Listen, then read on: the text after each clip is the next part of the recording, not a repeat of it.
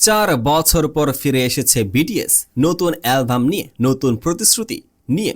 কিন্তু বিশ্বের অন্যতম প্রভাবশালী মিউজিক ম্যাগাজিন পিচফর্ক বলছে এটা তাদের পতনের শব্দ।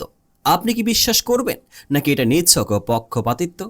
আজকে আমরা এই বিতর্কের গভীরে যাব, তথ্য দিয়ে, বিশ্লেষণ দিয়ে। 2026 সালে বিটিএস ফিরে আসে তাদের নতুন অ্যালবাম এরিরাং নিয়ে। টাইটেল ট্র্যাক সুইম রিলিজের পরে সারা বিশ্বে হইচই পড়ে যায়। বেশিরভাগ মিডিয়া ইতিবাচক রিভিউ দিয়েছে, কিন্তু তারপরে আসে সেই বোমাটা। পিচফর্ক দেয় মাত্র 5.3 কে পপ জগতে এটা একটা ভূমিকম্পের মতো ছড়িয়ে পড়ে। রিভিউ বিশ্লেষণ 1.15। পিচফর্ক এর লেখক শুরু থেকে আক্রমণাত্মক। তিনি বললেন অ্যালবামের গানগুলো জেনেরিক, প্রাণহীন, দুর্বল। এর পেছনে তিনি দায়ী করলেন বিদেশি প্রযোজকদের অতিরিক্ত ব্যবহারকে। বললেন বিটিএস পশ্চিমা স্বীকৃতির জন্য এতটাই মরিয়া হয়ে উঠেছে যে তারা নিজেদের পরিচয়টাই হারিয়ে ফেলেছে। আর সবচেয়ে বিতর্কিত অংশটা এলো একদম শেষে। তিনি লিখলেন Arirang is the sound of their collapse, অর্থাৎ এই অ্যালবামটি বিটিএস এর পতনের সঙ্গীত। এখন আসুন বুঝি, এরিরাং শুধু একটা অ্যালবামের নাম নয়, এটা কোরিয়ার হাজার বছরের পুরনো একটি লোকগান।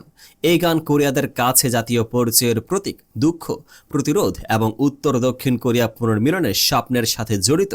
পিচফর্ক এর লেখক বলছেন এত গভীর একটা সংস্কৃতির ব্যানারের নিচে এই ফাঁকা অ্যালবাম রাখা মানে জাতীয় গর্বকে অপমান করা। এখানে রিভিউটা শুধু মিউজিকের সমালোচনা ছেড়ে রাজনৈতিক ও সাংস্কৃতিক বিশ্লেষণে পরিণত হয়। দুই পক্ষের প্রতিক্রিয়া। আন্তর্জাতিক আর্মি ক্ষুব্ধ, তারা বলছেন এটা পশ্চিমা মিডিয়ার পক্ষপাতিত্ব। কে পপকে সবসময় একটু আলাদা চোখে দেখা হয়, কিন্তু অবাক করা ব্যাপার হলো কোরিয়ান নেটিজেনদের একটা বড় অংশ স্কোরকে ন্যায্য মনে করেছে।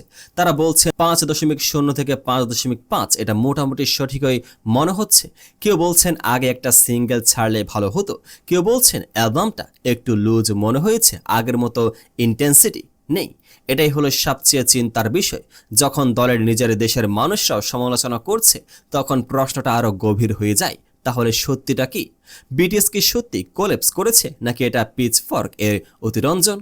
আমার মতে উত্তর দুটোর মাঝখানে। 4 বছর পর ফেরার প্রত্যাশাটা ছিল আকাশচুম্বী। সেই প্রত্যাশার ভার বহন করা যে কোনো শিল্পীর জন্যই কঠিন।